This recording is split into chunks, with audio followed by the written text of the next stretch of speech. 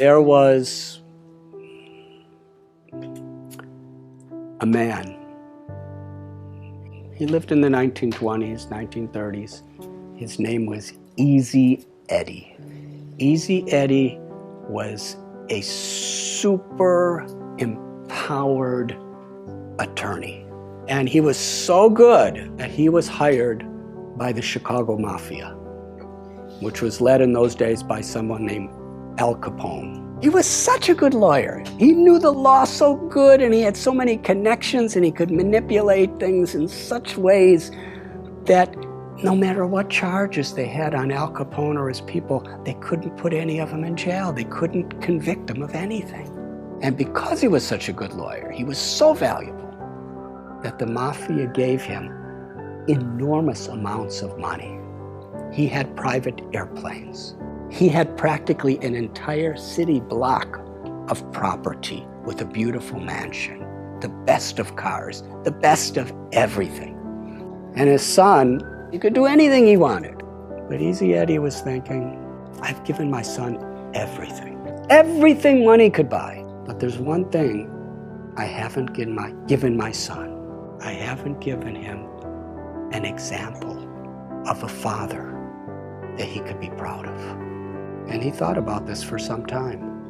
And Eddie came to the conclusion, the only way I could give my son a father with a legacy of a good name is I have to help the government put the Mafia in prison.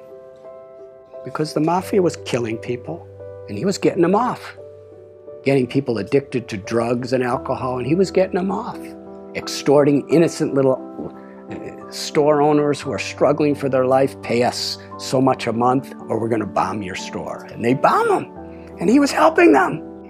He helped the FBI. He testified. And many of the biggest people in the Mafia were put in prison. He knew full well that he would be killed for doing this. And one day he was riding in his car and another car came by and several people with machine guns filled his body with bullets and he laid on the street dead. He paid a very high price to give his son a father who he could be proud of. That's a high price, but for him it was worth it. Now I'm going to tell you another story. There was a man, he was in the United States Air Force during World War II. And he was on a battleship called the USS Lexington. And he took off from his ship with a squadron of other airplanes, maybe 6 or 7, to go fight against the Japanese. As they were flying in the sky, this person realized that someone on the ship forgot to put fuel in his tank.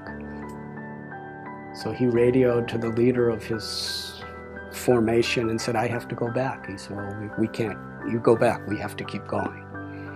On his way back, he saw about 9 Japanese bombers coming toward the USS Lexington to sink the boat. And there were thousands of people on the boat.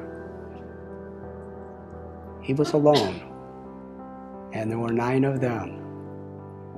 And he decided, I have to stop them. Because there was the ship, they didn't know what was happening. So he single-handedly charged at these 9 airplanes and was shooting and shooting and shooting. And he actually had 2 of them fall into the ocean. And then he ran out of bullets. And they were shooting at him and attacking him. And he was so enthusiastic and so fearless that he was flying at these different planes that were shooting at him, and he was knocking off their wings. And finally, after 5 of the 9 sank, the other 4 thought, this man is completely crazy. Let's get out of here. And they all flew away. And he came back, his plane was all beaten up, and the people of the USS Lexington actually saw what was happening. But they weren't prepared. He was the first person in the U.S. Air Force in World War II to get the U.S. Congressional Medal of Honor, the highest award there is. His name was Butch O'Hare. And the airport in Chicago, O'Hare Airport, is named after him. He's considered one of the greatest heroes of American history because he was willing to sacrifice his own life for the higher cause of others. What makes this story so interesting is Butch O'Hare was the son of Easy Eddie. That's a strong foundation. What are we giving our children? I have seen in my life traveling around, I've been wandering around this planet for 63 years now. I've seen people work so hard for money, give it to their children, and then their children fight as enemies to see who gets it. Is that the legacy? Is that fulfilling life? Is that what we want to leave to the world?